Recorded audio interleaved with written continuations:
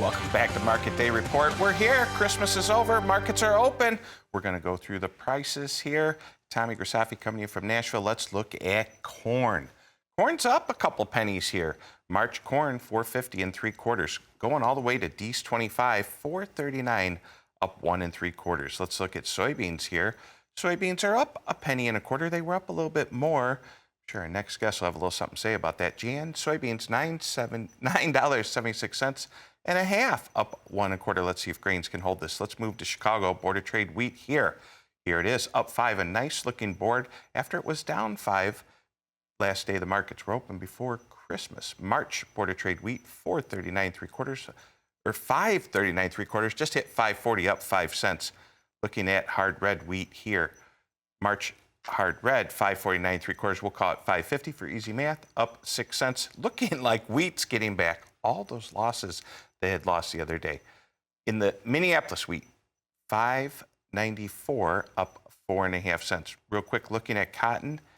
Cotton up 11 ticks, 68.89 in the March cotton. Let's bring him in. He's back for round 2. Brian, now we have something to talk about. The markets are open. The stage is yours. Let's educate people. Yeah, during our break there, my mom texted me. She was watching, and she said, "I like that guy you're working with." So good. Shout out to you there, Tommy. Oh, well, what can I say? I'm blushing, but I have makeup on also, so who knows what's going on here.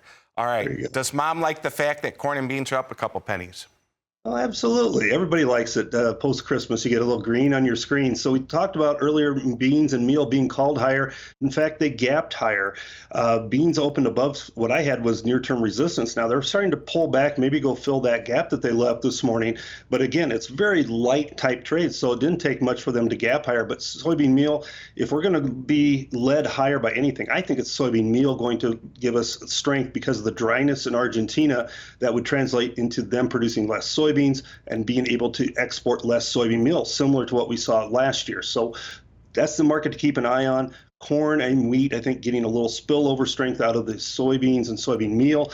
Corn, the key number I think to watch is the October highs for that March contract. That's 452. That'll be resistance for today, tomorrow, until we get into really the first of the new year. But that's going to be a key point for the market to try and get above. But just, in the last 15 minutes, just not much fresh news to come out to talk about other than the technicals and the openings here. And we are seeing some strength in these markets. It's the dryness. It's not hot. It's not extremely dry, but there is a little bit drier trend in the forecast than what the trade would desire. And that's enough to give us a lift off of these contract lows. Yeah, let's educate people here in the last minute.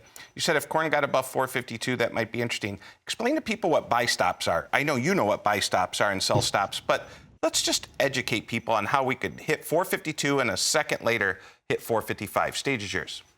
Okay, so great question. A lot of people ask about this. So if you're short, for example, if you've sold the market and you put a buy stop, you put a buy order in above where the market is trading, maybe it's at 452, you see that as big resistance, so you put your order in above that price level, meaning the market has to go through that and to your price before it gets triggered. So you would be buying on a stop at 454, 455, and when that happens, sometimes there's thousands and thousands and thousands of orders there, and that can move the market rather quickly as the market absorbs it because those stops turn into market orders. So as soon as that price gets hit, it becomes a market order. And as I said, there can be thousands and thousands of contracts sitting there. Conversely, a sell stop, you place it below the price level.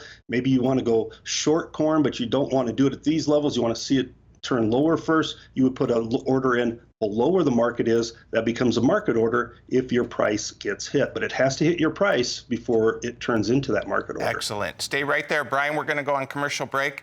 Tell your mom it's okay if she gives you the wooden spoon. I still get it once in a while from my mom. All right. We'll be right back with Market Day Report after this break. Welcome back to Market Day Report. We're not going to waste any time. We're going to get right into live cattle so we can talk to Brian here. All right, looking at live cattle here, getting back some of those losses from the previous day. December live cattle, 191.40, up 60. Feb live cattle, 187.90, up 52. Looking at feeders, are feeders the leaders? They're getting back exactly what they lost the previous day. Jan feeders up 100, 256.87. March feeders, 255.87. Let's look at hogs real quick here. Hogs Interesting trade because they've been trending up. We'll see if they get back some of those gains. They're up good on the year. Feb hogs, 84.10, down 27. April hogs, 88.95, call it 89, down 22. Bring them in. Brian Hoops, Midwest Market Solutions. Did I say that right? Midwest You got Marketing? it. Yeah, they get it all in there? That's You a bet. lot to say. All right, you have a lot to Sure, say. we- You have a minute here to talk about meats. Go ahead, my friend. Yeah, I should have rethought that name. Yeah, livestock here has opened firmer. We talked about maybe the cattle being stronger, along with feeders being the upside leaders. I haven't seen the index yet today, but it looks like it's going to be in that 262 range, and we're discount. That makes it hard to be bearish any of these livestock contracts. Live cattle, feeder cattle, the asking prices out in the country right now about 192 in the Southern Plains. So we're still discount in the futures, and we're trying to narrow some of that discount up. I think with the cutouts, probably going to try and trade higher here for at least this week and into next week with the holiday shortened kill weeks. We didn't kill anything yesterday. New Year's will be the same thing next week. So those, when you shrink those kills down, that usually props up your boxes. It gives us the Packers a little bit more ammunition. They can pay for that higher cash trade. So we're looking for steady, maybe a dollar higher. Feeder cattle market, like I said, it's hard to get discount with that, get bearish with that index being higher than where the futures are. So that discount makes it attractive as a buying opportunity. In the hog market, we're just seeing real mixed trade here early this morning. Maybe a little fallout from the hog and pigs report and the cold storage report yet, but this is an area where commercials have been heavily selling the hog market. And when they start doing that in an aggressive fashion, that's when producers want to really follow their pattern and do the same thing. I like that. We have about 30 seconds left. What was on the Hoops table this Christmas? I'm interested.